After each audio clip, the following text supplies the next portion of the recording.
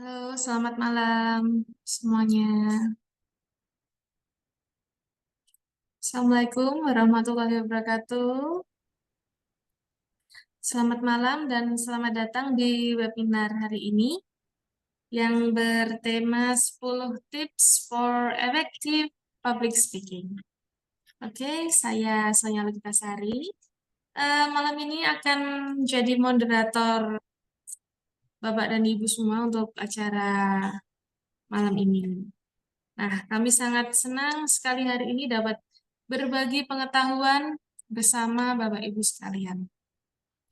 Baik, hari ini kita akan mendalami topik yang sangat penting dalam dunia komunikasi publik. Dengan menghadirkan seorang ahli di bidangnya, mari kita sambut dengan hangat Coach Eko Kristanto. Nah, yang tidak hanya merupakan Direktur Soko Interschool dan Laskar Juara Akademi, tapi juga pernah menjabat sebagai Sekretaris Duta Besar Republik Indonesia untuk negara Lebanon. Nah, Tony Robbins pernah mengatakan, public speaking adalah seni untuk menginspirasi, menggerakkan, dan mengubah orang dengan kata-kata. Nah, dan Coach Eko Kristanto ini memiliki pengalaman yang luas, yang cukup luas untuk membimbing ya, dan menginspirasi banyak orang untuk meningkatkan kemampuan berbicara di depan umum. Nah, malam ini beliau akan membagikan 10 tips ya yang praktis untuk membantu kita menjadi pembicara publik yang lebih efektif dan tentunya yang percaya diri. Oke. Nah, sebelum kita memulai, saya ingin mengingatkan Bapak Ibu semuanya untuk aktif berpartisipasi dalam sesi tanya jawab ya yang akan kita adakan eh, selama presentasi ya. Jadi nanti Bapak Ibu bisa langsung mengetik ke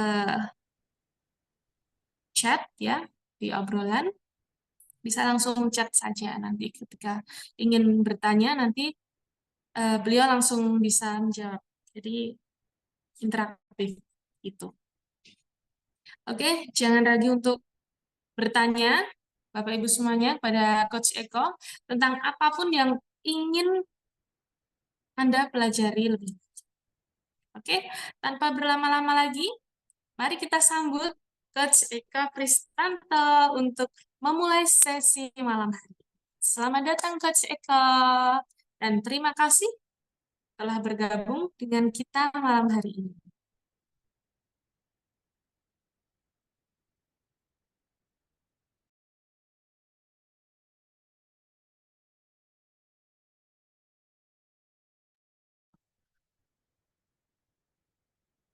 Halo, selamat malam semuanya.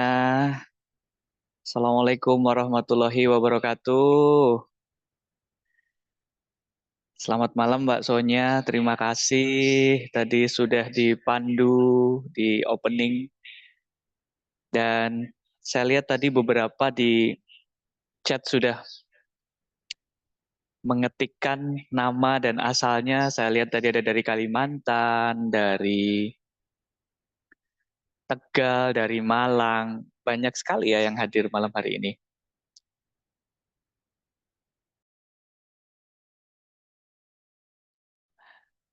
Oke, terima kasih untuk semuanya yang sudah hadir pada webinar malam hari ini. Seperti yang disampaikan oleh Mbak Sonya tadi terkait dengan siapa sih sebetulnya saya gitu kan. Tadi sudah disampaikan bahwa saya salah satu certified public speakers, kemudian juga director dari Soko Interschool dan Laskar Juara Academy. 2011-2012 sampai dengan 2014 saya pernah menjabat di salah satu posisi di Kedutaan Besar Republik Indonesia yang ada di Lebanon sebagai Sekretaris Duta Besar. Dan hari ini membersamai teman-teman semuanya, partisipan webinar Unlock Your Fluency, Public Speaking, dan hari ini saya akan membagikan sedikit tips and tricks bagaimana sih kita bisa stay calm pada saat kita berbicara di depan umum. Oke, sebelumnya selamat malam dan selamat datang kepada para peserta webinar semuanya. Hari ini kita berkumpul dalam webinar ini untuk menjelajahi dunia yang menarik dari public speaking atau berbicara di depan umum. Saya sangat senang menjadi bagian dari sesi ini di mana kita akan membagikan 10 tips meningkatkan kemampuan berbicara kita di hadapan publik. Yang dari Malang, yang dari Kalimantan, yang dari Sulawesi, selamat datang semuanya dan kita akan bersama-sama untuk diskusi, berbagi tentang pengalaman public speaking. Nah, sebelum kita ke materi 10 tips, teman-teman semuanya, public speaking itu seringkali menjadi tantangan bagi banyak dari kita, namun dengan beberapa kiat sederhana, kita dapat mengubahnya menjadi kekuatan utama ya dalam komunikasi kita sehari-hari. Nah, bersama-sama kita akan mempelajari cara mempersiapkan presentasi yang efektif, bagaimana mengelola ketegangan panggung, dan teknik-teknik lainnya untuk membuat setiap pidato atau setiap apa yang kita sampaikan itu bisa menginspirasi banyak orang dan meyakinkan banyak orang. Ya. John F. Kennedy pernah mengatakan bahwa public speaking is the art of diluting a 2 minutes idea with a 2-hour vocabulary. Kita hanya meyakinkan orang itu dalam waktu yang sangat singkat. Ya, meskipun kita menyampaikan banyak sekali kata-kata, kalimat, tetapi kita sampaikan pesan itu yang tersirat hanya dalam 2 menit kita saja untuk bisa meyakinkan orang. Mark Twain juga mengatakan, it usually takes me more than 3 weeks to prepare a good impromptu speech. Ya, seorang Mark Twain saja membutuhkan waktu 2 minggu untuk mempersiapkan speech-nya dia. Ya, sehingga betul-betul apa yang dia sampaikan itu bisa terdeliver kepada audiens atau peserta.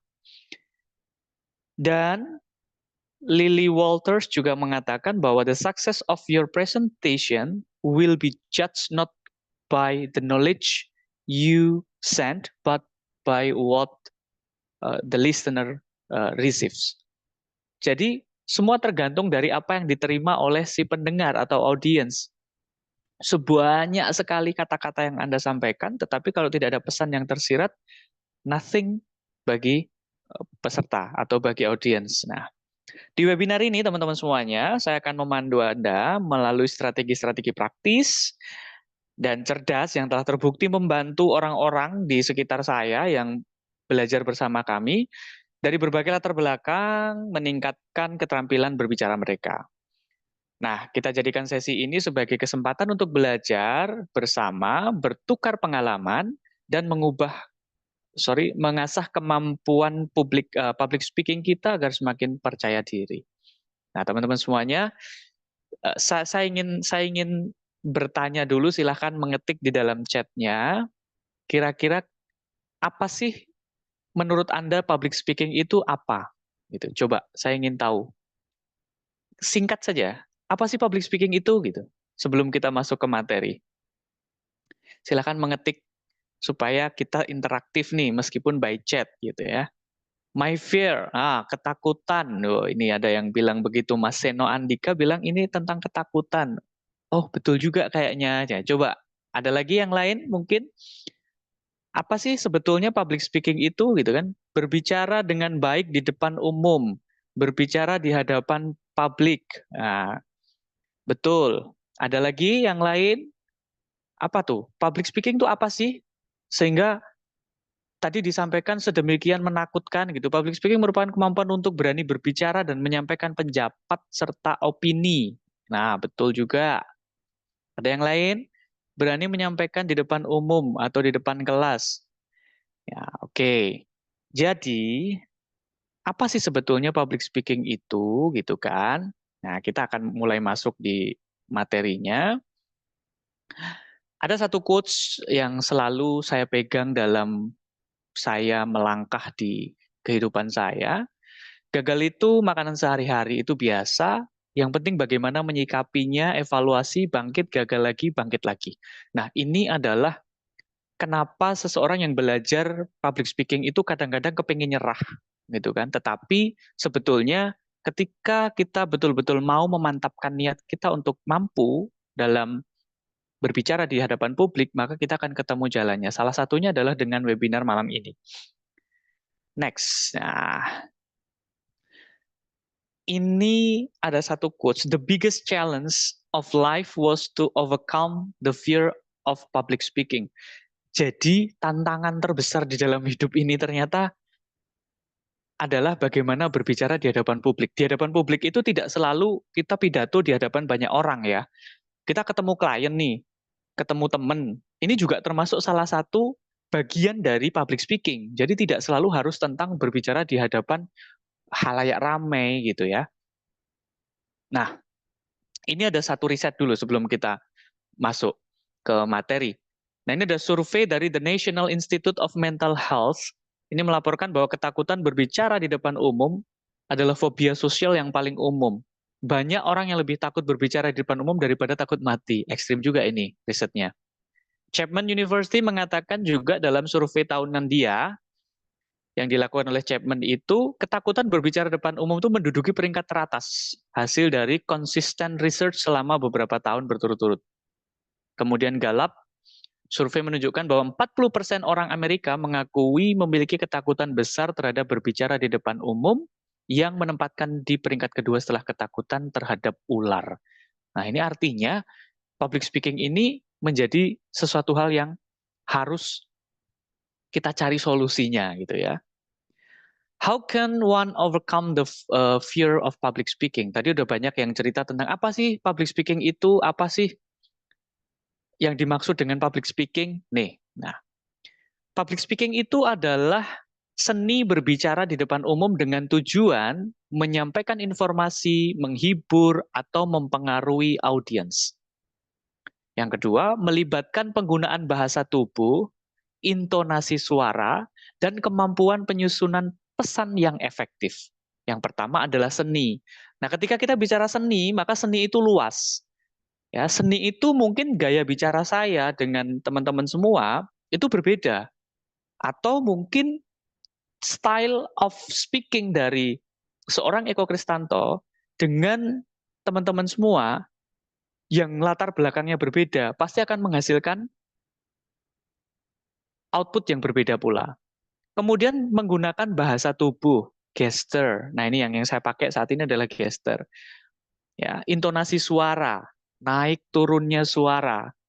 Ya, jadi ketika itu adalah tentang pertanyaan, maka kita menggunakan nada atau intonasi tentang pertanyaan. Misalnya, apa itu public speaking? Itu kan nada intonasi bertanya. Tapi kalau pernyataan ya, apa itu public speaking? Nah, itu pernyataan. Tapi kalau pertanyaan, apa itu public speaking? Nah, sehingga ada perbedaan dalam penggunaan statement itu tadi. Kemudian kemampuan menyusun pesan yang efektif. Dalam setiap kita menyampaikan sesuatu hal, itu diperlukan pesan tersirat dari apa yang kita sampaikan kepada audiens. Masalah dalam public speaking, ya sebelum ini, ada nggak? Coba sekarang ketikkan, masalah apa saja sih yang sebetulnya muncul ketika Anda di dalam public speaking, di dalam kemampuan untuk berbicara di hadapan publik, berbicara tegang, nah, Mas Abdul Rauf, berbicara tegang, terus ada gugup dan gemeter Kak. Nah, ini yang juga sering terjadi nih gugup dan gemeter ini, apalagi gugup, ya betul. Ya, sering sekali suka deg-degan. Ya ini manusiawi juga ini kan. Kalau aku masalahnya susah jawab pertanyaan. Nah, nanti kita akan kupas tuntas di belakang. Nah, belibet. Nah, ini faktor karena ketidakbiasaan berbicara biasanya kalau belibet ini menyusun kata-kata menjadi kalimat. Ngeblank, Kak. ini biasanya kurang menguasai materi atau sudah menguasai tapi tiba-tiba fokusnya hilang gitu ya. Terus kalau ngehafal materi juga susah, Kak.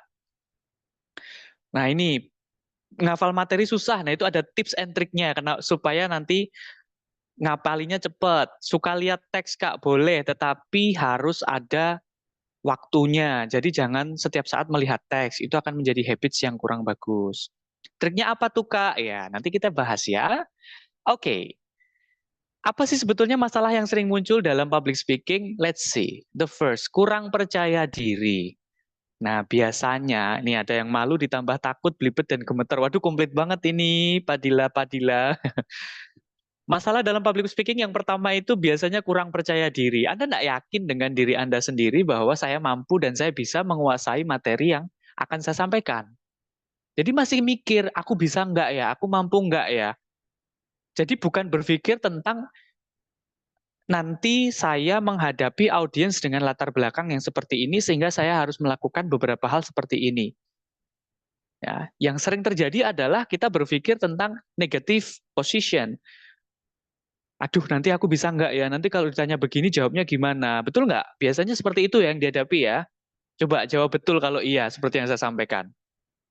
Ya, kurang percaya diri, menyampaikan sesuatunya tidak tidak di apa namanya?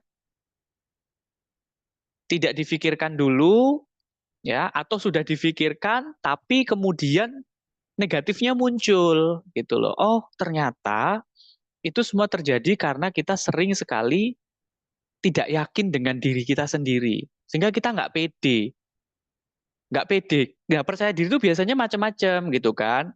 Bisa karena tatanan rambutnya, nggak yakin dengan tatanan rambutnya. Bisa mungkin dengan, ini saya nggak rasis ya, bisa dengan warna kulitnya dia nggak yakin.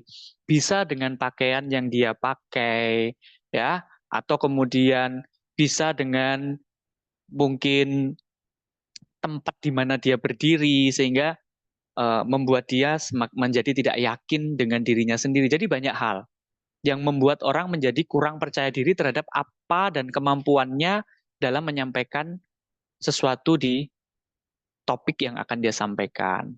Kemudian yang kedua adalah kurang menguasai materi. Nah, coba betul apa betul ini? Kalau sudah bikin materi nih, bikin prompter ya, kita namanya prompter ya. Prompter itu adalah frame of thinking atau framework dari teman-teman ketika sebelum bicara. Misalnya saya mau bicara tentang topik kebudayaan. Saya harus menyiapkan tentang apa saja sih yang harus aku sampaikan. Kan ada begini nih, ada namanya tema, betul nggak? Kemudian ada namanya subtema, ada namanya judul. Nah, apa sebelum kita misalnya dikasih satu tema oleh yang mengundang kita. Temanya tentang kebudayaan. Kemudian subtemanya adalah tentang bagaimana tarian atau bagaimana tari-tari kebudayaan, tari-tari daerah ini diangkat di internasional misalnya. Nah, kemudian judulnya apa? Nah, kemudian dari situ dibuatlah menjadi kerangka berpikir atau kerangka poin-poin namanya pointers atau prompter ya kalau kita sebutnya pointers atau prompter yang dipakai untuk nanti ketika kita berada di hadapan publik gitu. Ya, jadi tidak kemudian kita nggak bikin apa-apa karena kita sudah dikasih nih temanya apa, dikasih subtemanya, ada judulnya kita turunkan sehingga menjadi apa namanya menjadi materi yang akan kita sampaikan baik dalam bentuk presentasi maupun non presentasi. Maksudnya PowerPoint ya. Next, apalagi sih kurang menguasai publik, betul nggak? Sering nggak tidak menguasai publik? Baik itu yang hanya satu orang, dua orang, atau lima orang, atau bahkan 100 orang. Betul nggak? Sering sekali kurang menguasai publik. Nah, tuh kan. Kurang menguasai publik itu artinya gimana? Pada saat kita hadir di satu tempat, kita atau kita dapat undangan kan kita tahu nih, kita diundang oleh siapa. Kemudian nanti yang hadir siapa saja, ya kan? Misalnya yang ngundang bupati, nanti yang hadir adalah paguyuban kepala desa. Artinya kita akan kehadiran bupati, kepala dinas, kemudian yang berikutnya adalah level dari kepala desa. Nah, apa yang harus saya siapkan untuk menghadapi tamu undangan atau audiens yang seperti ini? Kita harus lihat, kita coba cari informasi. Kalau bupati itu gimana sih treatmentnya? Kalau kepala dinas treatmentnya bagaimana? Kalau kepala desa treatmentnya bagaimana? Rata-rata latar belakang pendidikan mereka seperti apa? Kan kita bisa cari nih bupati yang mengundang bupati A. Ini kan kita bisa cari, oh ini lulusan ini, prestasinya ini. Kita cari dulu supaya kita tahu bahwa nanti sebelum bicara kita bisa jadikan itu sebagai story. Jadi story sebelum kita menyampaikan apa yang menjadi materi kita. Misalnya, wah sangat luar biasa kami bisa hadir. Contoh ya ini ya, kami bisa hadir pagi hari ini membersamai Bapak Ibu sekalian dalam pertemuan yang sangat luar biasa. Saya berada di tengah-tengah orang-orang hebat dan salah satunya adalah Bupati atau misalnya Wali Kota Malang ini kan. Salah satu wali kota dengan segudang prestasi, bla bla bla bla bla ya kan.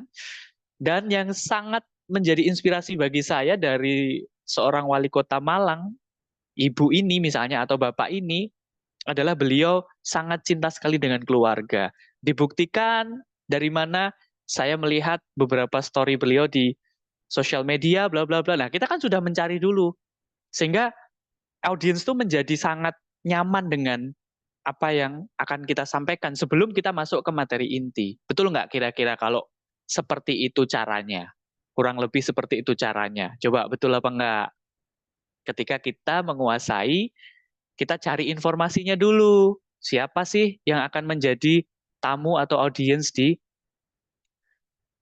materi yang akan kita sampaikan. Kalau kita sudah tahu audiensnya siapa, maka kita akan mudah untuk membuat atau mengimprovisasi dari apa yang menjadi materi kita. Betul nggak? Coba ketik. Kalau betul, kita lanjut. Ya, gitu kan.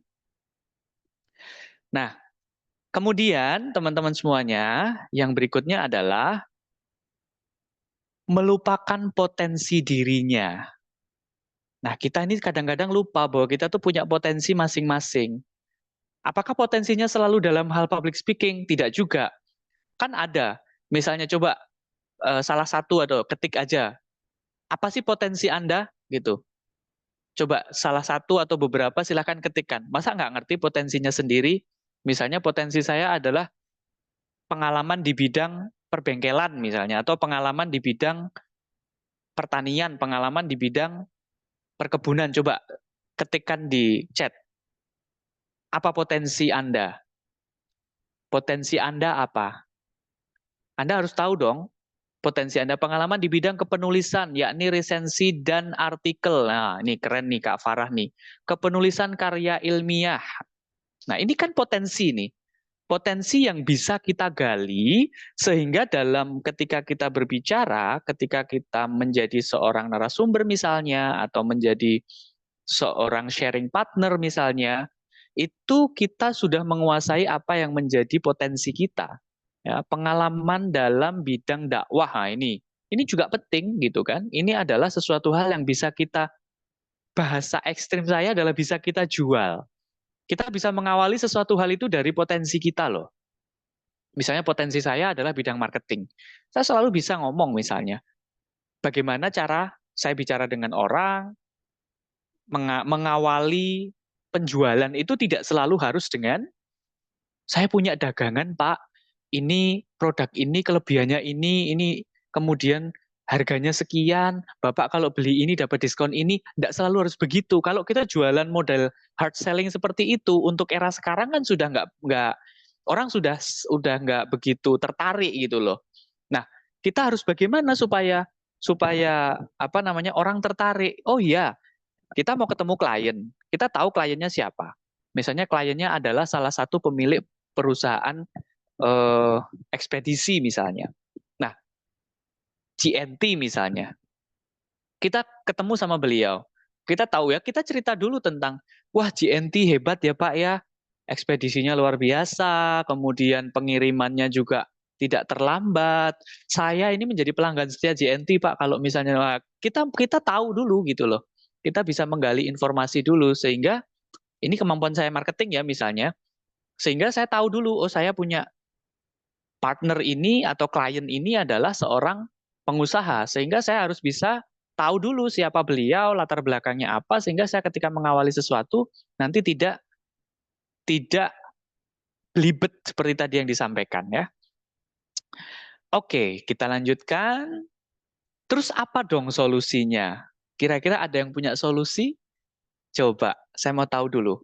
Kira-kira ada dari apa yang saya sampaikan di awal tadi, ada nggak solusinya seperti apa? Ketika menghadapi permasalahan public speaking yang tadi karena kurang kepercayaan diri, kemudian kurang menguasai materinya, melupakan potensi dirinya, ada nggak yang punya solusi? Coba kasih saya beberapa statement tentang solusinya apa sih ketika menghadapi masalah yang tadi saya sampaikan dalam public speaking, apa solusinya? Satu atau dua lah, boleh. Latihan bicara di depan cermin. Wah, Mas Seno ini bagus nih. Itu saya lakukan dulu tahun 2011, Mas. Mengetahui materi terlebih dahulu, jangan mikirin hal di luar kendali dan sebagainya. Ya, betul. Ada lagi? Solusinya tetap belajar, berusaha dan mengasah potensi yang ada. Mantap. Ya. Ada lagi? Apalagi nih yang sekiranya menjadi solusi ketika kita punya masalah-masalah tadi, konsisten Kak dalam mempelajari public speaking, bisa dilatih terus-menerus belajar dari kesalahan yang terdahulu. Betul juga. Nah, saya punya nih, ada solusinya belajar dulu sama yang pinter public speaking. Ya, salah satunya kita webinar malam ini ya, kita belajar bareng, kita diskusi bareng, supaya kita tahu di mana titik kita harus memulai belajar public speaking. Konsep S2C. Nah, menyimak pidato video orang yang berpidato, kemudian mengulangi dan mengkombinasikan dengan style kita. Ini kami temukan ini konsep, kami pakai dari konsep yang sudah ada di sekitar kita sebetulnya, cuman kami formulasikan menjadi konsep S2C. Ya, ngomong sama AI Kak atau depan cermin dan rajin-rajin belajar. Iya, betul. Tapi kalau nanti keseringan sama AI, nggak di-trial sama ketemu langsung sama orangnya, karena kan namanya latar belakang orang tuh beda-beda. Kalau AI kan ya begitu terus. Tapi nggak apa-apa kalau untuk latihan.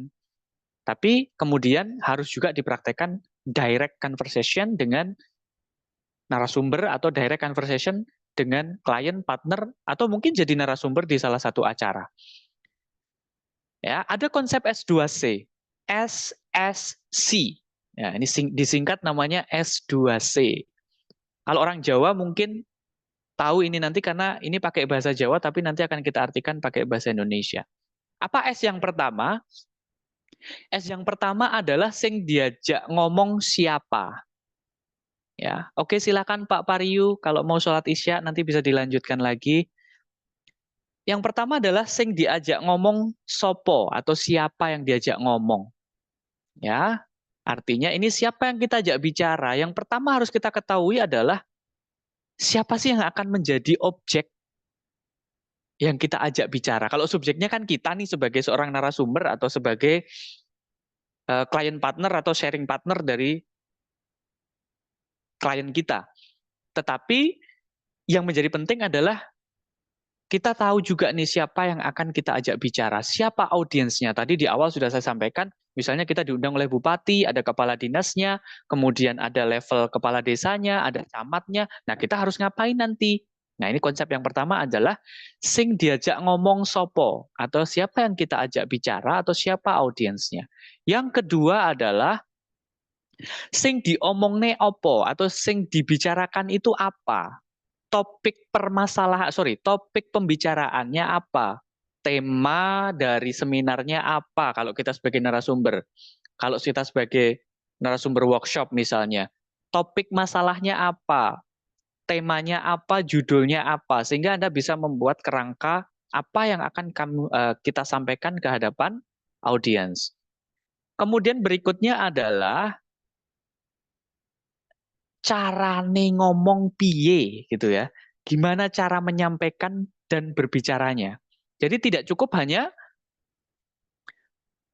dua hal atau dua S tadi saja, tapi carane ngomong piye, bagaimana cara berbicaranya, oh gestur saya harus bagaimana, kemudian posisi saya berdiri harus bagaimana, kalau saya harus berjalan step saya bagaimana, kalau saya harus masuk dulu ke pintu, saya membuka pintunya bagaimana, menutup pintunya bagaimana, ini semuanya ada. Ya, sehingga sebelum Anda menyampaikan sesuatu, itu orang sudah punya ketertarikan dulu kepada Anda gitu ya. Kemudian, nah ini dia 10 tips for effective public speaking. Apa sih sebetulnya 10 tips yang akan kita bahas di dalam diskusi kita malam ini gitu kan? Sebetulnya sudah banyak sekali mungkin teman-teman bisa menemukan materi-materi, narasumber-narasumber di YouTube atau di TikTok atau di podcast tentang bagaimana menjadi seorang public speaker atau bagaimana kita berbicara di hadapan publik. Nah, apa sebetulnya 10 tips yang paling efektif menurut kami di dalam lembaga kami memformulasikan materi tentang public speaking? Yang pertama adalah know your materials. Ya, ini terjemahan dari apa yang tadi S2C gitu ya.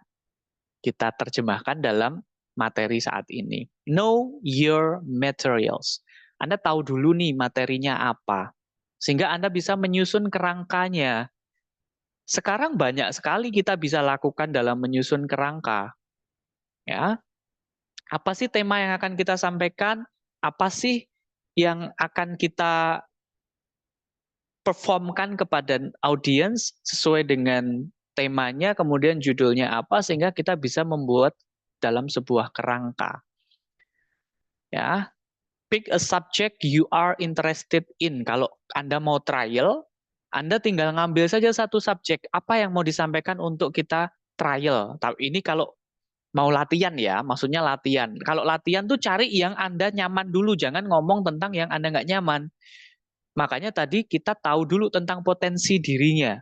Kalau potensinya tadi di bidang tentang artikel dan kepenulisan ilmiah, karya ilmiah, oke coba bikin kerangka berpikir atau kerangka presentasi tentang karya ilmiah, bagaimana menulis karya ilmiah yang baik ya gitu kan, dibikin dalam 10 slide atau 15 slides, kemudian dibikin narasinya sehingga ketika awal belajar sambil membaca dulu nggak apa-apa, nanti mulai dihafalkan. Ketika sudah mulai hafal dengan susunan kata-katanya, cukup dengan pointers-nya. Pointers itu artinya apa? Oh, ada 15 slide, berarti ada 15 pointers atau 15 prompters. Sehingga dari 15 itu yang nanti akan dikembangkan sesuai dengan narasi yang sudah kita baca atau kita tulis, atau kita mau improvisasi sendiri melalui kata-kata yang sudah kita susun sendiri, jadi tanpa memakai narasi yang tertulis sebelumnya. Jadi pakai dulu, latihan yang pertama adalah pakai subjek yang kita sudah tertarik di situ, atau itu adalah potensi dirinya, hobinya misalnya. Bicara tentang hobi, bagaimana cara memilih alat pancing yang paling bagus gitu ya. Gitu. Nah, itu yang harus pertama dilakukan. Know more about it, then you include in your speech. Nah, jadi ketahui kemudian masukkan di dalam presentasinya atau dalam statementnya atau dalam pidatonya, sehingga itu akan mempermudah teman-teman semuanya dalam berlatih public speaking, gitu ya. Nah, kira-kira teman-teman semuanya, apakah ketika Anda memilih sebuah materi itu sudah tepat atau belum ketika pas berlatih gitu. Sehingga kalau belum memilihnya tidak tepat, Anda tidak akan menguasai. Anda merasa itu sesuatu hal yang di luar batasnya Anda sendiri gitu. Nah, kira-kira gimana menurut pendapat teman-teman, apakah betul sih ketika kita milih materi itu dalam berlatih public speaking itu harus sesuai dengan apa yang menjadi kesenangan kita dulu atau hobi kita dulu atau mungkin yang up to date pada saat itu yang kita bisa mengikuti. Kira-kira menurut pendapat teman-teman gimana? Apakah itu betul-betul menjadi salah satu teknik atau salah satu cara ketika kita mengambil satu materi yang kita sudah paham dulu ketika kita mau belajar public speaking? Gimana pendapat teman-teman? Betul nggak seperti itu? Coba chat ke ini, apa ketik di chatnya. Kira-kira pendapatnya seperti apa? Betul nggak kira-kira? Kita ketika berlatih itu mengambil sesuatu hal atau mengambil materi yang kita sudah paham dulu, sehingga itu mempermudah kita dalam menyusun kata-kata, membuat kalimat, kemudian menyampaikannya di dalam latihan. Kira-kira menurut pendapat teman-teman betul nggak itu? Kalau kita latihan dengan pembahasannya seputar public speaking, bisa nggak, Coach? Bisa banget, bisa banget. Materinya banyak, ya.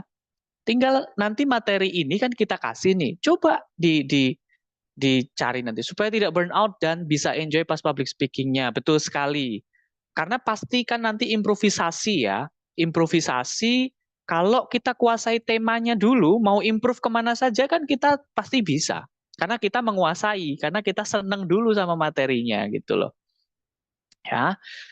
Kemudian teman-teman semuanya, yang berikutnya adalah sedikit kasih humor-humor sedikit gitu loh. Jadi kalau menjadi pembicara itu kalau monoton biasanya pesertanya pada ngantuk, ya nggak? Makanya seorang public speakers itu di samping dia belajar tentang how to speak well in front of the audience, dia juga belajar tentang ice breaking. Meskipun ice breakingnya nggak kayak kalau di outbound loh ya. Ice breakingnya yang simpel-simpel saja gitu loh. Yang simpel-simpel saja, yang bisa di apa namanya diaplikasikan pada saat seminar misalnya. Karena kalau seminar nggak mungkin dong kita kasih ice breaking yang terlalu mengeluarkan energi, yang harus terlalu banyak apa namanya kericuhan atau keramaian kan begitu enggak. Kita kasih ice breaking yang sedikit saja, misalnya kita meminta salah satu peserta untuk maju ke depan, kemudian kita kasih games yang simple tapi sebentar saja, yang itu bisa dipraktekkan gitu kan.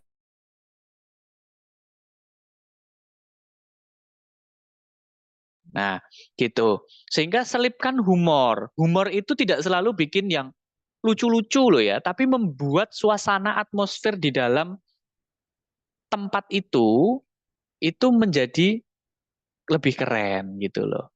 Nah, kemudian yang berikutnya adalah use personal stories. Nah, bagaimana teman-teman semuanya itu bisa menyisipkan historical sederhana, singkat, ya.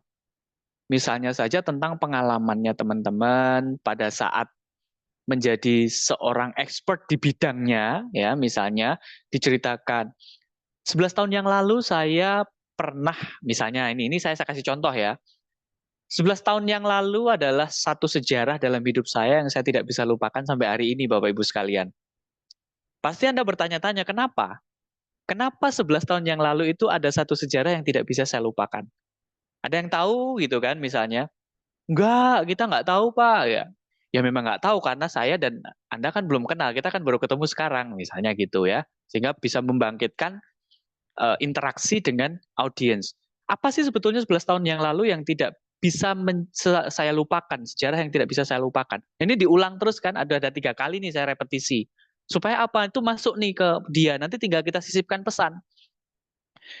Saya diamanai menjadi seorang sekretaris duta besar Republik Indonesia yang ditugaskan di Republik Lebanon.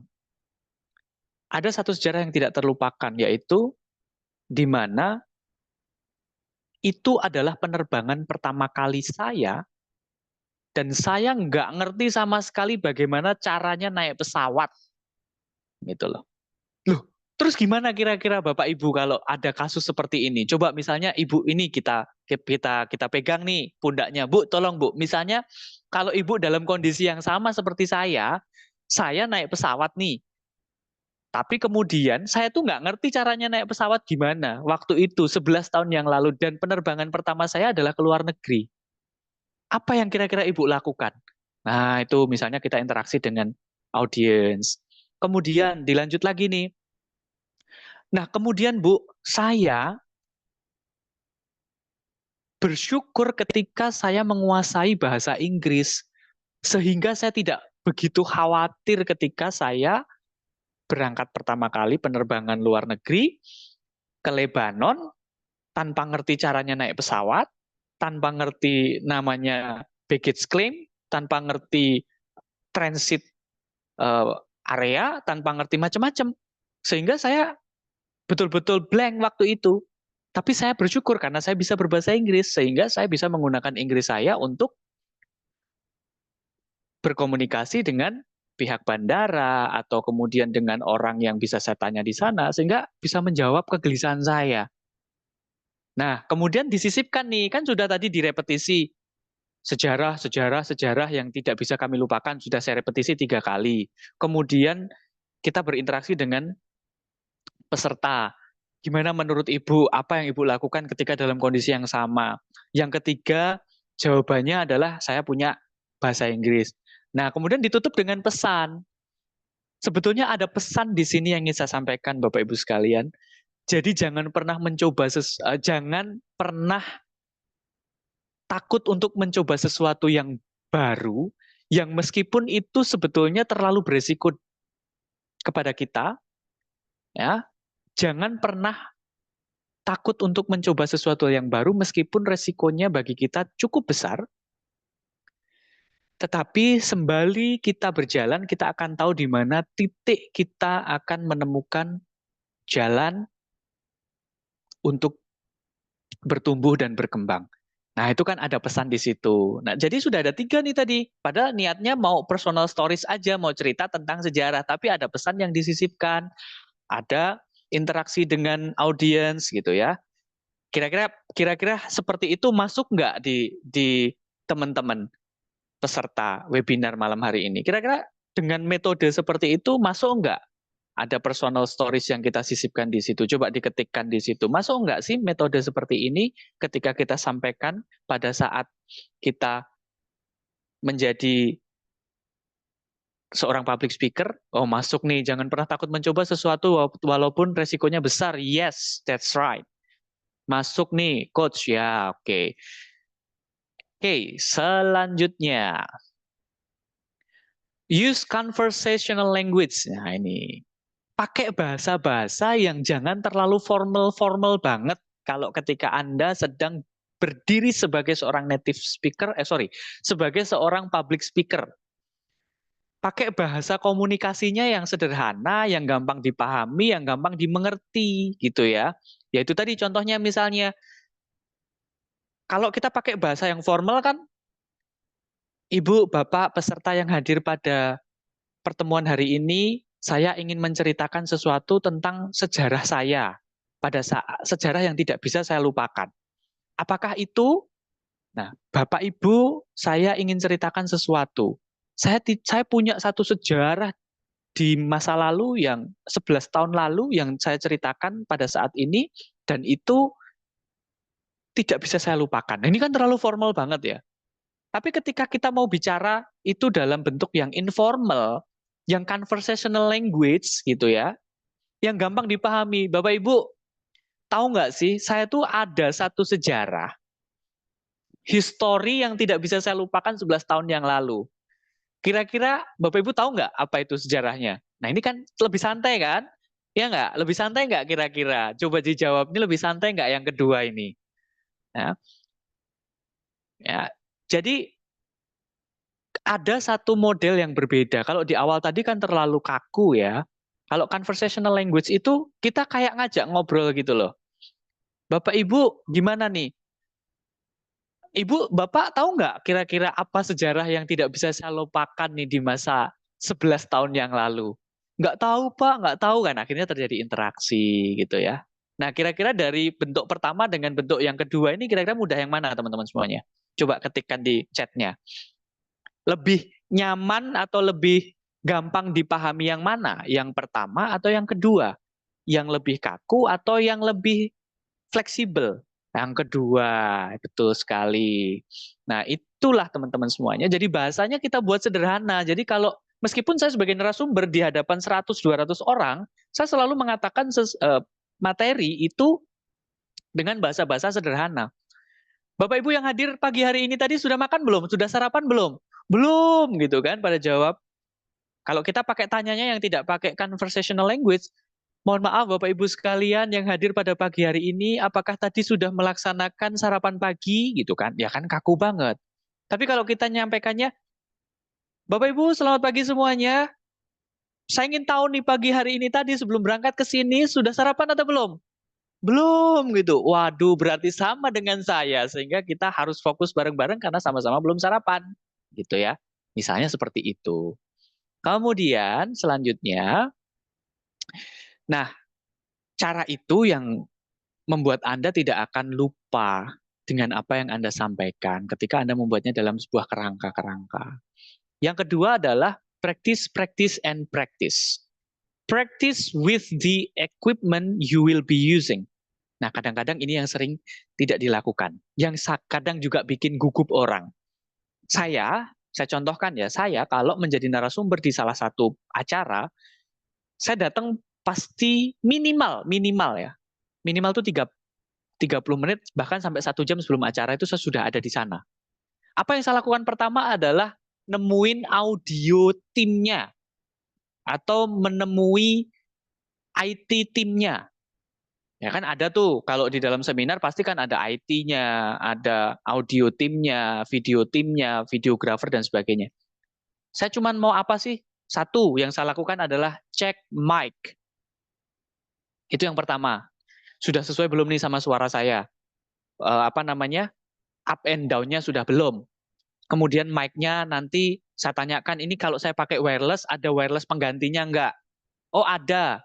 Oke, saya juga mau cek wireless penggantinya supaya saya tahu. Nanti kalau ini mati, habis baterai, saya langsung diganti dan itu sudah sesuai dengan voice yang disetting untuk saya. Gitu kan? Meskipun nanti dipakai orang lain juga, tapi kan settingannya kalau ke saya kan, kalau audiens kan nggak begitu memperhatikan ya, up and down-nya nggak begitu memperhatikan untuk mereka ketika misalnya bertanya atau apa. Kemudian kalau pakai mic cable, saya harus tahu kabel ini bermasalah atau tidak. Kalau nanti bermasalah, saya harus ada substitute-nya, ada penggantinya misalnya. Itu yang pertama. Kemudian, yang saya lakukan berikutnya adalah saya ketemu dengan PIC acaranya. Ya, panitia misalnya, yang PIC atau person in charge-nya di bidang acaranya. Saya mau apa? Penyesuaian schedule. Penyesuaian rundown. Ya, rundown-nya saya sesuaikan dulu. Tapi kita meetingnya biasanya sama tim audio, jadi nggak cuman sama si PIC acara saja, tapi sama tim audio. Saya tanya dulu nih, rundown-nya seperti ini, sudah cocok belum? Oh, ini misalnya ada lagu Indonesia Raya atau Mars di salah satu organisasi. Kita cek dulu, saya mau tahu nih, lagu Indonesia Raya sudah coba diputar sudah oke. Kemudian di Mars-nya juga diputar sudah oke. Loh, Mas, itu kan sebetulnya tugasnya dari PIC acara. Kenapa Mas sebagai narasumber harus tanya-tanya begitu? Iya dong, saya harus tahu, gitu kan? Misalnya sebagai MC, misalnya narasumbernya sebagai MC nih dalam konteks ini ya, karena rundown ya, MC. Ya saya harus tahu, karena kalau misalnya saya sebagai MC, tiba-tiba lagu Indonesia Rayanya mati, audionya, saya kan harus mencari orang untuk memimpin sebagai dirijen bernyanyi tanpa audio. Atau saya sendiri yang maju memimpin sebagai dirijen, kan begitu. Kita nyanyi bareng, saya pakai mic. Hiduplah Indonesia Raya, kan begitu. Sehingga acara itu tetap berjalan meskipun ada technical problem gitu. Setelah ngecek alat, ngecek rundown, kalau saya sebagai MC, kalau sebagai narasumber saya harus ngecek lokasinya seperti apa, kursinya bagaimana, yang akan diduduki narasumber di mana misalnya, yang diduduki narasumber iya betul, dan yang diduduki sebagai tamu-tamu kehormatan di mana, oh itu tempat duduknya Pak Bupati, oh itu tempatnya ini, sehingga kita bisa tahu. Kemudian praktis adalah pausing and breathing. Ya, pausing itu gimana? Jadi bagaimana kita mencoba mengatur nafas, jangan sampai terengah-engah. Kemudian bagaimana cara kita berintonasi dalam menyampaikan sebuah kalimat. Misalnya nih, ada pembukaan nih tentang webinar misalnya. Selamat malam dan selamat datang para peserta webinar semuanya. Hari ini kita berkumpul dalam webinar ini untuk menjelajahi dunia menarik dari public speaking atau berbicara di depan umum. Nah, ini kan intonasinya kan ada naik turun, koma ya berhenti, sebentar, pas titik ya berhenti, baru dilakukan berikutnya, menuju ke kalimat berikutnya, begitu ya. Kemudian, tadi praktek ya, kita praktek terus. Prakteknya seperti apa? Tadi ada yang kira-kira ada nggak ide dari teman-teman semuanya? Apa sih sebetulnya yang paling mempermudah kita dalam praktek public speaking? Coba kasih apa namanya jawaban. Apa? Praktek seperti apa? Latihan Kak? Oke, Kak Dian. Latihan Kak? Latihannya seperti apa? Coba kasih contoh latihan yang seperti apa sih yang paling efektif menurut teman-teman semuanya sebagai pembelajar atau pemula dalam public speaking. Nah, apa latihan yang seperti apa? Kira-kira teman-teman coba kasih jawabannya di dalam chat. Seperti apa sih yang harus kita lakukan? Depan cermin, boleh. Ngomong di depan cermin. Kalau sekarang pengen lebih efektif lagi ngomongnya presentasi di kelas ya. Ngomongnya di depan handphone, kameranya dihadapin ke kita. Latihan berbicara dengan kosakata yang baik dan benar dulu Kak agar lebih mudah difahami. Oke. Kalau pakai handphone bisa ya, kameranya dihadapin ke kita, kemudian sambil di-record, di-videoin sehingga nanti kita bisa evaluasi ya.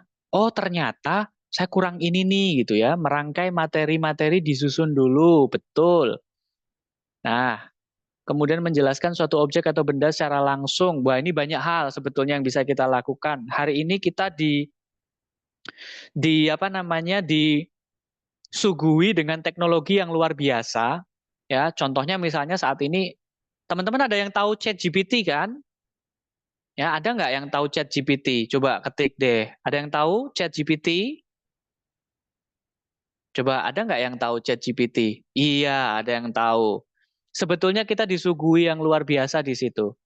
Kita tinggal mengetik di situ saja, di ChatGPT saja, itu kita sudah dapat nih. Tapi kadang-kadang kita nggak tahu gimana caranya mendapatkan insight atau materi yang mau kita cari. Karena di situ ada perintah-perintah khusus. Nah, ini yang belum tahu nih. Atau gini deh, kira-kira setuju nggak kita ada kelas webinar lagi tentang ChatGPT?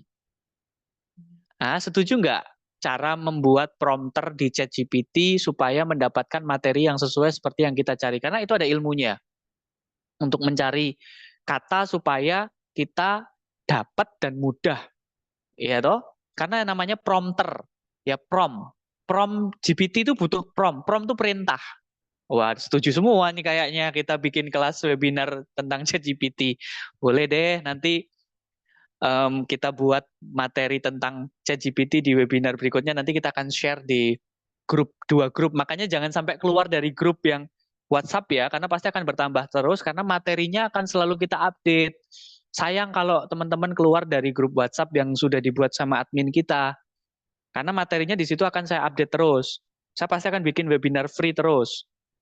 Meskipun kita ada yang berbayar ya, paket-paket berbayar, tapi yang free tetap kita akan kasih. Ya. Nah, nanti kita ada kelas ChatGPT lah, boleh kita buatkan. Nanti dibuat ya. Oke, itu tim saya ada di sebelah saya. Nanti biar dibuatkan. Ya. Nah, sehingga itu adalah satu teknologi, tetapi tidak mudah juga mainkan ChatGPT karena ada prompt. Prompt itu perintah. Ketika kita bikin perintahnya salah, maka juga pasti outputnya juga salah. Outputnya pasti keliru gitu loh.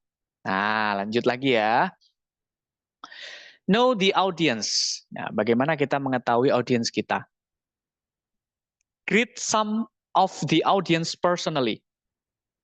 Kenapa saya bilang tadi personal itu maksudnya secara personal ya dengan audiens. Misalnya ada yang hadir Pak Bupati misalnya.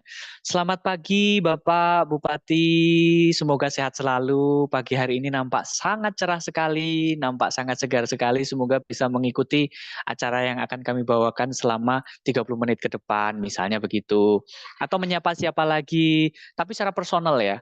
Ada yang personal kita sapa sehingga orang akan berpikir bahwa kita ini orangnya apa namanya? Kalau di bahasa Jawa tuh ramah gitu loh. Apa semana kalau bahasa Jawanya, tapi ramah gitu loh. Nah, ini menjadi salah satu hal yang bisa kita lakukan. It's easier to speak to a group of friends than to strangers. Ya, gitu. Jadi gampang sih kita ngobrol ke banyak orang, ke teman-teman yang sudah kita kenal tuh paling mudah. Tapi orang yang kita nggak ngerti, yang orang itu baru kita temui itu kan nggak mudah. Ya, baru ketemu nih, kita nggak ngerti caranya gimana. Saya, Bu, atau Bapak yang hadir, teman-teman semuanya, kalau saya hadir ke salah satu sekolah, saya mau menyapa, saya cari kepala sekolah nih ya, saya belum tahu namanya, saya mau ketemu sama kepala sekolah. Orang tuh kalau disapa jabatannya sama disapa namanya itu lebih nyaman mana coba diketik di chatnya. Kalau disapa namanya sama status dia, itu lebih nyaman mana orang itu. Nama, Mbak Elisa. Namanya Pak Mas Seno tergantung orangnya. Nama Kak gitu ya. Misalnya saya sapa Pak, "Halo Pak Paryayu Agusman" gitu kan lebih seneng daripada "Halo Bapak" yang mengetikkan nama gitu kan. Orang kadang lebih bukan kadang kebanyakan orang lebih suka disebut namanya. Saya kalau datang ke sekolah, Pak, "Maaf Kak, bisa enggak tolong kasih contoh jadi moderator?" Nah, boleh lah nanti kasih contoh-contoh ya. Tenang, nanti aku kasih. Jadi misalnya kita nih ketemu sama orang, saya pribadi saya datang ke sekolahan, mau nyari kepala sekolah. Saya tanya dulu ke satpam misalnya, Pak saya mau ketemu kepala sekolah bisa? Bisa. Oke dihubungi dan bisa. Saya nggak tahu nih kepala sekolah SD ini namanya siapa, wong baru ganti misalnya. Tapi perlu Bapak Ibu atau teman-teman semua ketahui kan kalau kepala sekolah atau misalnya guru atau kepala sekolah atau pejabat di sekolah itu kan biasanya pakai name tag ya. Name tag atau mungkin pakai nama saja di situ dan itu kita bisa baca nih. Oh ini kepala sekolahnya. Nggak mungkin dong masa satpamnya kita mau ketemu kepala sekolah yang ditemuin sama guru yang lain kan nggak mungkin. Pasti kan langsung ditemukan dengan kepala sekolahnya, dia diantar ke ruangannya. Kita bisa baca namanya. Biasanya kalau di ruangannya ada meja, ada papan namanya, lebih bagus lagi. Kita bisa tahu kok nama beliau tanpa harus kita cari-cari. Tapi kalau di online sudah ada ya lebih mudah lagi. Tapi kalau nggak ada ya kita tahu. Oh Bapak itu di name tag-nya namanya Pak Susilo. Selamat pagi Pak Susilo. Wah seger sekali Pak pagi ini. Gimana Bapak kabarnya? Oh saya sehat Mas, saya sehat. Kan akhirnya orang seneng. Dia pasti mikir, Masnya ini nama saya Susilo dari mana ya kan gitu. Padahal kita tahunya dari name tag yang dia pakai gitu. Nah itu salah satu teknik kalau saya dulu.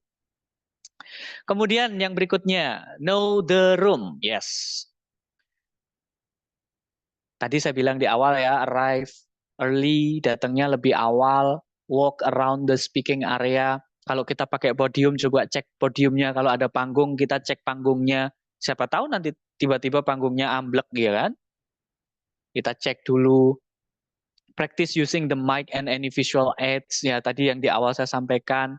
Kita praktek dulu, kita cek dulu audionya, kita visual aids-nya, kita cek screen proyektornya kita cek. Karena gini teman-teman, kadang kegugupan kita itu muncul ketika technical problem.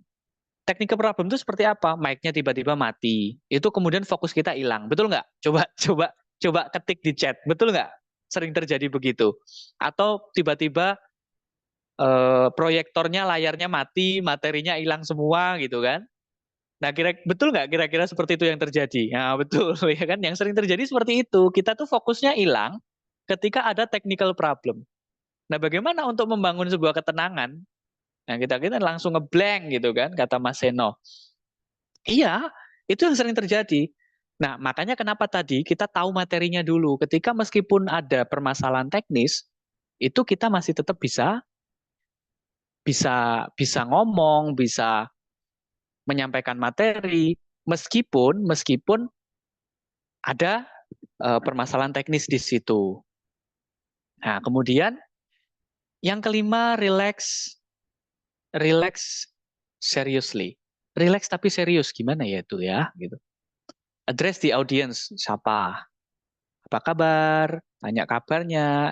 It buys you time and calms your nervous. Ini nervous itu sebetulnya kuncinya satu. Ketika Anda mulai gugup, Anda biasanya punya kebiasaan. Saya yakin teman-teman punya kebiasaan. Ketika sedang gugup itu pasti melakukan sesuatu. Coba ada nggak? Coba kasih jawaban ke saya. Kalau pas gugup, nervous itu ngapain? Coba biasanya ada. Coba ketikkan di chat. Itu yang sering terjadi. Dan semua orang pasti punya. Ketika nervous ngapain? Coba diketik di chatnya. Kalau saya secara pribadi, kalau saya sebelum memulai sebagai narasumber, saya biasanya ke toilet. Ya, karena saya orangnya nervous. Awal saya nervous, sampai hari ini pun kadang saya nervous masih. Ketika misalnya tamunya ternyata menggigit kuku, wah, itu ya unik juga nih gigitin kuku gitu ya. Tapi nggak apa-apa. Saya bilang setiap orang pasti punya cara untuk mengatasi nervousnya sendiri. Bilang ke orang-orang paham. Nah itu gerakan tangan yang nggak perlu kayak ngusap telinga, cengengesan terus bilang gitu. Nah biasanya seseorang itu nervous dan mereka sebetulnya sudah punya solusinya. Cari deh kalau nggak percaya, remes tangan kuat-kuat ya. Dan itu pasti nanti tiba-tiba hilang nervousnya, betul nggak? Tiba-tiba hilang.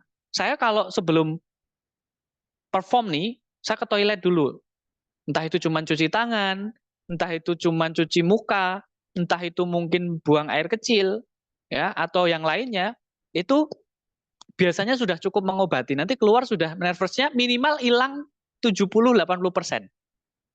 Nggak bisa hilang semuanya, biasanya nggak hilang. Nah nanti hilangnya semuanya itu ketika teman-teman sudah naik ke atas panggung, sudah mulai menyapa, kemudian audiens sudah mulai interaksi dengan baik, itu yang 20% biasanya hilang nervousnya. Ya. Jadi teman-teman semuanya, nervous itu sebetulnya teman-teman sudah punya solusinya. Jadi kalau ada yang bilang, cara menghilangkan nervous dengan misalnya ke toilet, dengan misalnya memegang pensil, dengan misalnya muter-muterin pensil. Iya, tapi tidak semua orang itu sama loh. Maka gali sendiri, cari sendiri. Saya tuh kalau deg-degan, saya tuh kalau nervous, aku ngapain sih biasanya yang bisa hilang tuh biasanya nanti ketemu. Jadi coba cari deh. Itu yang sering terjadi. Jadi jangan bergantung pada statement orang. Aku tuh loh kalau nervous tuh langsung minum air aqua 1 liter loh lah. Nanti ya pas jadi narasumber, kroso pipis yo sama saja gitu loh. Pause, smile, and count to 3. Ya, ini before you say anything, biasanya saya sering melakukan. Saya ambil nafas dulu pelan, buang nafas, kemudian mulai senyum, senyum dengan memperlihatkan giginya sedikit, jadi jangan terlalu luas juga, jangan terlalu cuman begini. Kalau tidak nampak gigi itu kita nggak yakin dengan apa yang akan kita sampaikan. Kalau terlalu luas, kita terlalu pede. Nanti kalau salah di panggung biasanya langsung drop. Ya kita yang ideal saja. Senyum sambil memperlihatkan giginya sedikit. Oke. Sambil di dalam hati menghitung 1, 2, 3. Selamat pagi Bapak Ibu sekalian. Salam sejahtera untuk kita semuanya. Hari ini kita berjumpa di dalam momen yang luar biasa. Saya hadir bersama Bapak Ibu sekalian untuk menyampaikan beberapa hal tentang public speaking. Nah, begitu. Jadi sudah nggak ada groginya lagi. Groginya hilang 20% nanti. Nah, kemudian yang keenam adalah visualize yourself giving your speech. Ya. Imagine your voice loud, clear, and confident. Nah, ini biasanya teman-teman tadi kenapa saya bilang latihannya sekarang pakainya handphone, nggak cermin lagi. Handphone sambil di-record. Sehingga kita tahu tingkat suara kita tuh sudah seperti apa sih kalau bicara kekencangankah, kurang kencengkah, atau sudah pas, intonasi kita sudah bagaimana, belajar clear and confident-nya bagaimana. Clear tuh maksudnya ketika menyampaikan satu kata itu jelas. Kata, saya, kamu, Anda, itu jelas. A, I, U, E-nya mulutnya juga jelas. Sehingga ketika orang yang dari jauh nih, itu tahu. Gitu. Atau orang yang dari dekat bisa ngelihat mimik wajahnya. Gitu. Imagine the audience clapping. Nah, kadang-kadang orang tuh ketika dengar tepuk tangannya dari audience, itu ada yang seneng, ada yang juga drop. Gitu loh. Seneng tuh, aduh berarti saya masuk nih interaksinya. Tapi yang drop, loh kok ditepuk tangan itu kayak, aduh aku terus gimana ya, dari gugup gitu ya, gitu. Jadi ada banyak hal. Kemudian yang ketujuh adalah realize that people want you to succeed. Anda harus berpikir bahwa audiens itu Anda kepengennya sukses dalam menjadi seorang narasumber. Ya, audiens tuh maunya Anda tuh perfect. Ya, nggak peduli Anda keliru, nggak peduli Anda ini, mereka maunya Anda perfect. Ya, audience want you to be interesting, stimulating, informative, and entertaining. Semuanya diminta kita itu harus mampu, audience tuh. Ya, apa tuh? Harus menarik, harus bisa menstimulan, bisa istilahnya membangun motivasi, menyampaikan informasinya jelas. Kalau harus ada data-datanya, data yang clear, data yang bisa dipertanggungjawabkan, entertaining kita bisa menghibur, bisa kasih ice breaking yang cukup bagus, gitu ya. Karena mereka akan mengikuti Anda. They're rooting for you. Mereka akan becoming a followers. Mereka akan menjadi follower Anda. Ya. Ketika tahu nih misalnya Coach Eko kalau ngomong kok tangannya begini, begitu gitu kan. Ketika bicara poin pertama, poin kedua, poin ketiga, selalu tangannya kok juga mengikuti apa yang disampaikan. Nah, akhirnya mereka mengikuti juga nih. Ini namanya gesture. Nanti ada materi kita namanya body language. Ya, body language itu bagaimana kita ketika berbicara itu tangan juga ikut berbicara. Misalnya nih, ini contoh ya, karena ini materinya panjang banget kalau body language. Ketika saya bicara tentang langkah-langkah untuk menjadi seorang public speaker misalnya. Bapak Ibu sekalian yang hadir pada malam hari ini, saya ingin menjelaskan 5 hal. Ya, saya ingin menjelaskan, Bapak Ibu sekalian, yang hadir pada webinar malam hari ini, ya ini juga jangan terlalu begini ya, kalau ingin gesture juga, misalnya di depan. Bapak Ibu sekalian yang hadir pada webinar malam hari ini, saya ingin menjelaskan tentang 5 hal tentang bagaimana menjadi seorang public speaker yang hebat, atau yang hebat, ya, atau yang hebat. Nah, semuanya bisa, macam-macam gitu ya. Langkah yang pertama adalah, misalnya, kuasai betul tentang materinya, kuasai tentang audiensnya. Nah, ini terus begini, ya. Kemudian langkah yang kedua adalah, nah misalnya begitu, sampai dengan langkah yang kelima. Dan langkah yang terakhir, ini gesture. Ya, gesture atau body language. Ini mengikuti dari apa yang kita sampaikan. Nah, kita sampaikan kepada audiens. Nah, ini kan kita sampaikan. Nah, sampaikan tuh kita keluarkan dari mulut, gitu kan. Kemudian langkah kita harus bagaimana. Ini ada namanya special class kita namanya body language class. Ya, itu menjadi bagian dari public speaking class. Selanjutnya adalah yang ke-8, don't apologize. Ya, don't apologize. It means that jangan sering-sering minta maaf ya. Minta maafnya nanti kalau terakhir saja. Ya, the audience probably never notice your nervousness. Misalnya Anda sedang nervous dalam satu hal ketika menyampaikan, terus Anda, mohon maaf Bapak, ini mic saya agak mati. Mohon maaf Bapak Ibu, ini jangan sering minta maaf gitu. Biasa saja gitu loh. Ketika terjadi mic mati, ajak mereka, misalnya nih mic-nya mati tiba-tiba dan kita menunggu diganti sama tim audionya. Bapak Ibu, Berikan aplaus yang meriah untuk pertemuan malam hari ini. Ya, tepuk tangan semuanya. Padahal mic-nya mati gitu kan. Sambil kita menunggu nih tim IT-nya. Saya ingin dengar tepuk tangan lagi yang jauh lebih meriah. Ya, gitu. Kita ajak audiensnya gitu. Supaya apa? Nervous. Mereka nggak akan perhatian kok. Mereka nggak harus kita minta maaf kok. Nanti minta maafnya nanti terakhir saja ketika sudah mau selesai acara. Ya, selesai presentasinya gitu. Yang ke-9, concentrate on the message. Ya, concern pada message-nya, bukan medianya. Jadi, get your attention of your own anxieties, focus instead on getting your message to the audience. Jadi fokus pada pesan yang disampaikan, nggak perlu fokus pada hal-hal lain, ya, yang itu sifatnya media-media. Contoh misalnya fokus ke presentasinya kayak malam hari ini, saya kan nggak fokus banget ke presentasinya. Presentasi hanya menjadi prompter buat saya. Presentasi hanya menjadi sebuah pointers untuk saya berbicara. Ini saya tadi tentang, di slide ini kita bicara tentang get your attention of your own anxieties. Focus instead on getting your message to the audience. Kalau saya hanya baca itu saja, habis ya 10 menit selesai saya. Tapi dengan 10 langkah saja kita sudah hampir 2 jam, ya, hampir 2 jam ya kita ngobrol ya. Tadi dari jam 7, 7, 8, 9 ya. Ini kurang setengah jam lagi kita udah 2 jam. 10 slide, 10 tips tersampaikan dalam waktu tidak kurang dari 2 jam. Artinya ketika kita fokus pada presentasi atau fokus pada slides-nya ya kita tidak berkembang. Kita hanya bisa begitu saja. Kadang ada juga nih saking kebingungannya dia bikin presentasi atau slides presentation itu lengkap dengan penjabaran dan penjelasannya. Ya sering, ada nggak yang sering bikin begitu? Coba angkat tangannya atau katakan saya sering gitu. Saya pernah gitu ya. Coba katakan, chat, coba ada nggak yang pernah membuat materi slide presentasi itu isinya judul penjelasannya sampai nggak bisa dibaca saking kecil-kecil gitu. Di kelasku begitu gitu ya. Ya jadi kadang guru atau dosen, saya pernah coach pas sekolah ya itu.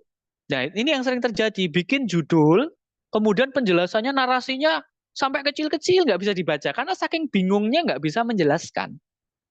Padahal cukup dengan satu slide ada gambarnya yang memuat gambarnya. Ini dalam membuat slide itu pikirkan juga tentang visualnya ya. Ketika saya bicara tentang ini nih, focus on getting your message. Nah ini Anda lihat nggak itu botol apa? Ini kan botol yang biasa ada pesan di dalamnya, ya kan? Di dalamnya itu ada kertas, kemudian seringnya dilempar ke laut. Ini apa namanya? Eh jelajah waktu itu ya, ya itu kan kayak kita ngelempar di situ nanti yang nemuin siapa gitu kan. Nah, ini gambar itu memberikan pesan tersirat tentang apa yang saya sampaikan. Focus instead on getting your message to the audience. Itu kan ada message di dalam botol itu. Sehingga gambar yang dimuat di dalam slide presentasi itu yang juga nanti bisa mewakili dari presentasi kita. Sehingga kita lihat gambar saja itu bisa menjelaskan banyak hal. Ya. Kemudian yang selanjutnya, yang terakhir, yang ke-10 adalah gain experience. Experience builds confidence.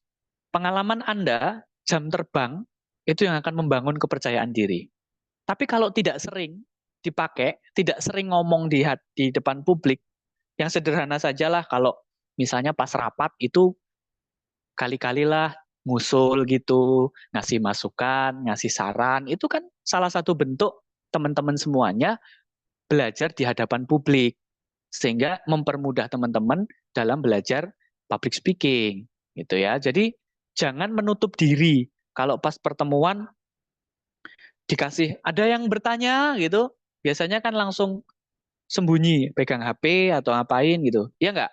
Ya nggak kira-kira? Coba dijawab. Kalau pas meeting atau pas ada pertemuan besar kalau disuruh bertanya gitu malah minggir, malah nggak berani bertanya. Ya coba acungkan tangannya yang begitu, yang ketika ketika ketika diminta bertanya, wah coach, wah ini Mas Rian ini, ya saya gitu. Kalau suruh bertanya biasanya langsung ini dulu, Kalau pas di forum rapat besar atau seminar, biasanya langsung hal yang pertama dilakukan adalah ketika ada yang bertanya atau ada yang ingin mengajukan pertanyaan, hal pertama yang dilakukan audiens adalah berdoa bersama. Ya nggak? Maksudnya berdoa bersama gimana, Coach? Iya, menundukkan kepala. Menundukkan kepala gitu kan. Berdoa bersama gitu. Karena apa? Takut ditunjuk gitu kan. Atau kalau enggak, tiba-tiba ada yang chat, tiba-tiba membuka WhatsApp meskipun tidak ada yang chat gitu ya. Itu yang sering dilakukan ketika ada yang bertanya, enggak langsung ngeluarin HP, buka chat, ya kan? Tradisi turun temurun, Mas Seno. Makanya ini yang harus dipangkas ya. Ini yang harus dicarikan solusi supaya tidak menjadi legacy yang tidak baik gitu ya. Biasanya langsung ngambil handphone, buka chat, meskipun tidak ada chat masuk, lihat status WA ya, status WA-nya teman-teman itu buka. Padahal disuruh tanya gitu. Nah, di mana atau dari mana Anda mau menguji nyali public speaking ketika ada kesempatan tapi tidak Anda ambil? Tanya apa saja, kan kita sebagai pendengar kan pada saat ada seminar kita jadi audiens nih. Kemudian pada saat ada jadi audiens, kita dikasih kesempatan bertanya, tapi kita nggak mengambil kesempatan itu. Artinya peluang itu sebagai kita seorang narasumber, sebagai seorang pembelajar public speaking, ya gimana kalau ada peluang kita nggak ambil gitu ya. Nah, kemudian teman-teman semua, sebelum ini, experience builds confidence. Ya pasti, karena experience itu membangun kepercayaan diri kita. Karena semakin kita banyak pengalaman, jam terbang, bicara, apapun itu, sebagai MC, sebagai narasumber seminar, narasumber workshop, MC di RT, MC di Karang Taruna, atau apapun itu akan menambah jam terbang kita dalam public speaking.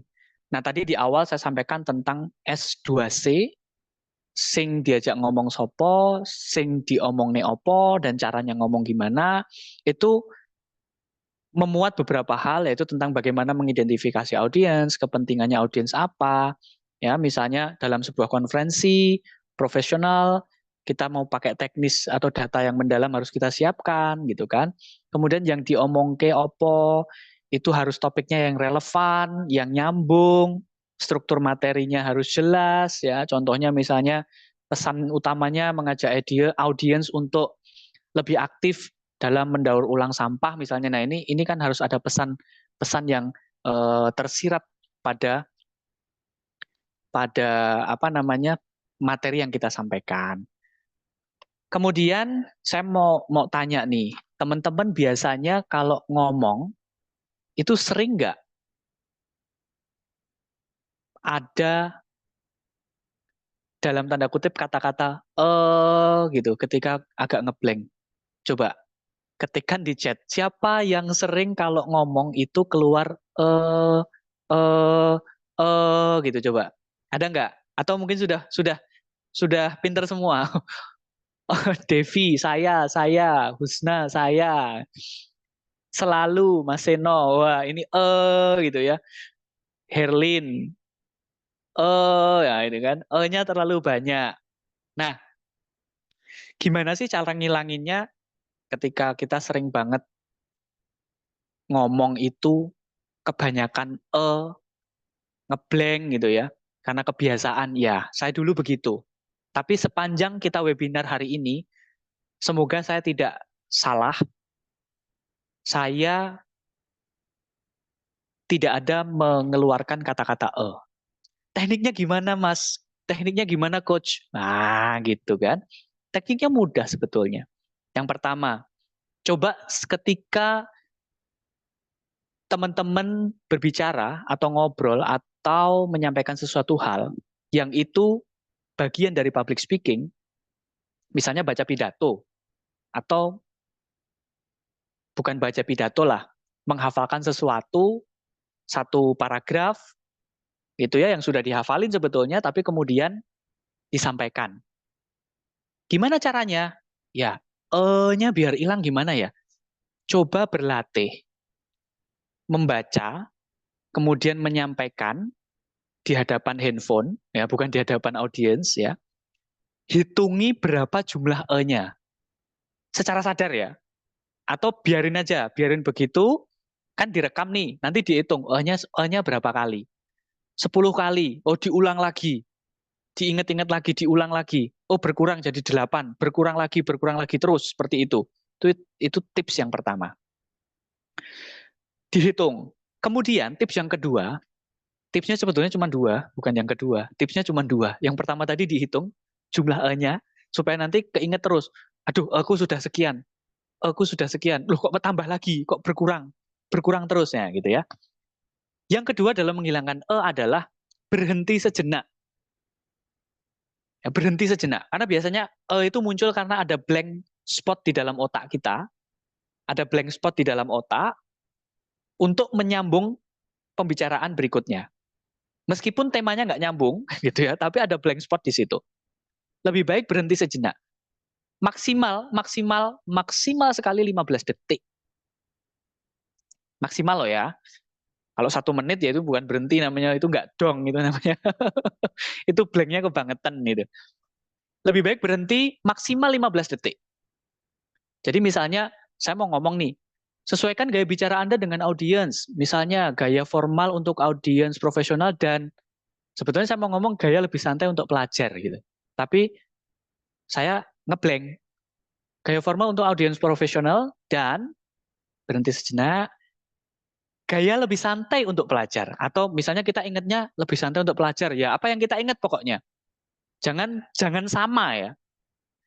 Oke, misalnya gaya profesional untuk audiens profesional dan yang santai untuk pelajar gitu. Nah, jadi beda kan, seharusnya yang saya sampaikan adalah gaya lebih santai untuk pelajar, tapi karena ada blank spot, maka saya sampaikan yang santai untuk pelajar gitu. Jadi ada dua. Gimana kira-kira teman-teman semuanya ketika sudah terjawab belum caranya? Ketika saya sampaikan ada dua tips ini tadi. Ini tips ini dulu kita cari betul loh, kita riset loh. Caranya ngilangi gimana? Nah, yang pertama dihitung, yang kedua adalah dengan berhenti sejenak. Nah, kira-kira teman-teman semuanya setuju nggak itu tadi? Dua cara itu. Nanti coba dipraktekkan ya. Setuju nggak? Dua cara itu menjadi menjadi cara untuk menghilangkan dan kegugupan atau blank spot di otak ketika kita menyampaikan satu statement, menyampaikan pidato atau apapun bentuknya. Nah, gitu ya. Nanti coba dipraktekkan, ya. Prakteknya tadi Mas Seno sudah nggak di kaca lagi, tapi nggak di cermin lagi, sorry. Tapi di depan handphone, videonya dihidupin, kemudian juga di-record biar tahu E-nya berapa. Tapi susun dulu bikin kerangkanya, belajar. Cara bikin kerangkanya kalau yang udah pakai ChatGPT udah tahu pakai ChatGPT, minta bantuan online atau cari materi yang sudah ada di online di print out gitu ya. Nah, Kak Seno kayaknya sepakat banget nih. Kita pakainya sekarang apa namanya? Mobile ya, teknologi ya. Kalau dulu kita nggak ada teknologi pakainya cermin karena dulu nggak ada handphone, handphonenya dulu belum ada front kamera ya. Nah, oke, teman-teman sekalian, jadi itu yang menjadi tips and trick ya ketika kita ingin menjadi seorang public speakers yang baik, yang hebat, ada banyak hal yang bisa kita lakukan. Salah satunya dengan bagaimana kita mempraktekkan 10 tips yang tadi saya kasih, itu bisa menjadi salah satu trigger bagi teman-teman semuanya untuk menjadi seorang public speaker yang hebat. Semua hal yang tidak pernah diawali, yang tidak pernah dimulai, tidak akan pernah bisa dilaksanakan. Atau tidak akan pernah kita lihat buktinya kalau kita tidak pernah memulai sesuatu. Jadi mulai dulu aja. Ya. Dan teman-teman semuanya, kalau teman-teman mau berinteraksi dengan saya setiap hari ada live TikTok, biasanya jam 9, jam 10 sampai selesai ya, sampai selesainya itu nggak mesti ya. bisa jam 12, kadang jam 1, kadang ya cuma 1 jam gitu ya. Live TikTok saya setiap hari berbeda materi, berbeda topik ya. Kalau hari ini nanti tentang public speaking. Kemarin kita tentang bahasa Inggris. Nanti besok lagi tentang bahasa Inggris lagi, tentang bagaimana berbicara bahasa Inggris yang mudah gitu. Grammar yang mudah gimana gitu. Jadi kita ngobrol santai aja di TikTok. Nanti bisa di-follow dulu ya TikTok saya di @kristanto.id.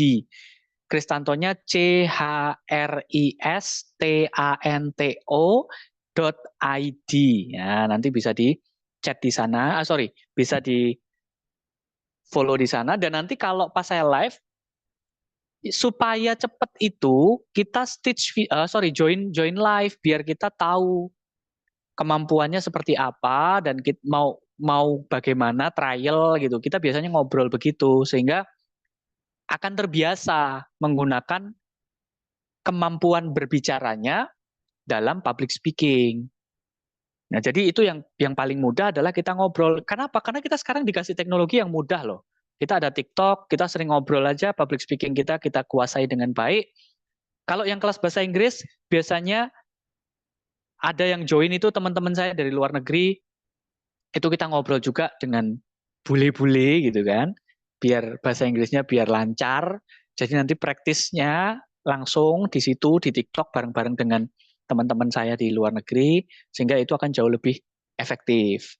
Kalau yang public speaking ya biasanya murid-murid saya dulu yang ikut kelas itu biasanya masuk di live TikTok untuk sekedar mereka pengen ngobrol dan mempraktekkan dan memperdalam lagi ilmu public speaking-nya. Dan teman-teman semuanya, ada kelas yang bisa teman-teman ikuti di lembaga kami. Lembaga kami tersertifikasi di Kementerian Pendidikan dan Kebudayaan. Kebetulan saya direkturnya.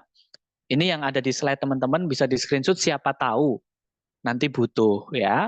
Ada mini bootcamp public speaking. Materinya banyak sekali di situ ya. Bisa dilihat materinya ada banyak sekali. Saya coba materinya tentang apa saja, saya cek dulu. Nah, materinya banyak sekali nih tentang public speaking, ada dasar-dasar public speaking, membangun kepercayaan diri, kemudian cara menyusun materi yang benar, teknik penyampaian yang benar, bahasa tubuh atau body language tadi, kemudian ada visual aids and media, jadi bagaimana bikin PowerPoint yang cantik, yang menarik, itu kita ajarkan juga, kemudian menyusun kerangka presentasi itu bagaimana, ada praktis presentasinya, kemudian menangani pertanyaan dan diskusi. Nah, ini bootcamp, jadi sifatnya bootcamp online dan terbatas biasanya. Ya, pesertanya terbatas hanya 10 orang, tidak lebih. Kalau kurang tetap kita laksanakan, ya. Mau 2, mau 3 tetap kita jalan. Materi ini materinya kita kasih semua, bahkan ada fasilitas-fasilitasnya, ada e-booknya tentang public speaking for business, ada e-booknya tentang public speaking, parenting, itu kita kasihkan semua. Ya, kemudian networkingnya, kelasnya nanti ada jaringan-jaringan yang kita akan masukkan ke dalam grup-grup yang kita punya sehingga nanti temannya tambah banyak gitu ya. Karena semakin banyak teman, maka semakin mudah kita dalam mengasah kemampuan dan skill kita dalam bidang public speaking. Kelasnya untuk periode Juli Agustus ini ada diskon sampai 80% karena biasanya kami di 2.500.000 untuk mini bootcamp, tapi saat ini kita hanya di angka 500.000 saja dengan beragam fasilitas dan program yang kita berikan. Ada banyak, kita punya mini bootcampnya tidak hanya public speaking, kita punya Fun English, mini bootcamp, kemudian ada berikutnya itu Fun English Mini Bootcamp for Mamis ya. Ini untuk ibu-ibu yang kepengen anak-anaknya bisa berbahasa Inggris atau pengen ngobrol bahasa Inggris sama anak-anaknya, kami juga punya. Ada tes TOEFL juga yang hanya 100.000 dan ini online. Tes TOEFL-nya tidak offline. Jadi Anda bisa kerjakan di mana saja, di tempat mana saja sudah bisa dipakai.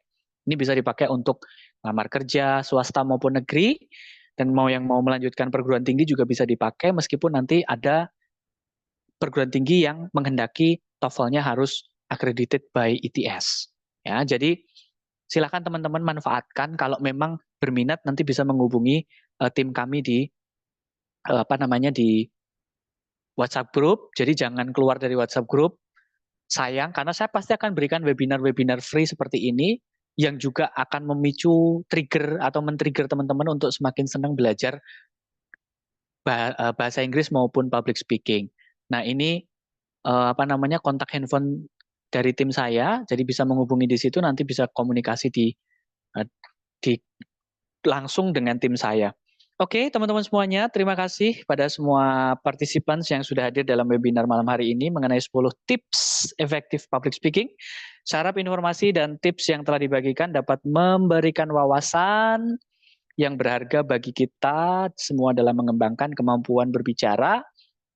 Kemudian juga webinar ini saya harap kita semua dapat lebih percaya diri, mampu menginspirasi orang lain melalui kemampuan berbicara. Jangan ragu dan terus berlatih menerapkan tips-tips yang telah dipelajari tadi. Saya yakin dengan konsistensi dan kerja keras, setiap dari apa yang kita lakukan itu sangat efektif dan sangat berpengaruh. Ya, jadi silakan teman-teman. Dan terakhir, kita terus berbagi pengetahuan dan pengalaman ini kepada orang lain. Dan sampai jumpa pada kesempatan webinar yang lainnya. Sepertinya nanti untuk absensi akan di-share sama tim saya. Nanti akan di-share di chat di grup maupun di chat live yang ada di saat ini webinar. Dan terima kasih ya partisipasinya dari teman-teman semuanya dan semangat dalam mengembangkan diri dan sukses terus. Salam sukses, salam bahagia. Wassalamualaikum warahmatullahi wabarakatuh. Selamat malam dan salam selalu. Oke, baik. Terima kasih kepada Coach Eko Krisnanto. Kembali lagi dengan saya Sunya Sari sebagai moderator pada malam hari ini. Oke, terima kasih Coach. Ya, atas panduan yang berharga sekali ya mengenai 10 tips, for effective public speaking pada malam hari ini. Nah, saya eh, menyimak dari tadi apa yang telah disampaikan Coach. Jadi body language ya harus begini 10. Nah, maka tangan saya harus 10. Nah, kayak gini kan. Sangat berharga sekali pokoknya. Oke, semua tips yang Anda bagikan tentunya pasti akan sangat bermanfaat ya bagi kita semua para peserta yang sudah hadir. Juga terima kasih pada seluruh peserta ya yang telah bergabung dalam sesi malam hari ini. Semoga Anda semua mendapatkan wawasan baru dan semangat tambahan tentunya ya untuk meningkatkan keterampilan berbicara di depan umum. Nah, jika Bapak Ibu ada pertanyaan lebih lanjut atau ingin konsultasi eh, lebih lanjut ya jangan ragu untuk menghubungi kami ya, di laman media sosial atau melalui email. Nah, ataupun di grup WA juga bisa. Nanti ada nomor admin juga ya di situ, jadi bisa menghubungi lewat grup WA juga bisa. Baik, sampai jumpa di acara berikutnya. Ya, thanks Coach. Baik, sampai jumpa di acara webinar berikutnya. Tetap semangat dan terus berkembang dalam keterampilan public speaking Anda. Terima kasih dan selamat malam. Assalamualaikum warahmatullahi wabarakatuh. Bye-bye.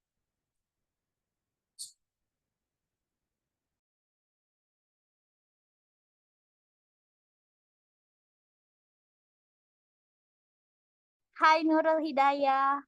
Hai Nopi Daifah. Hai Lisna.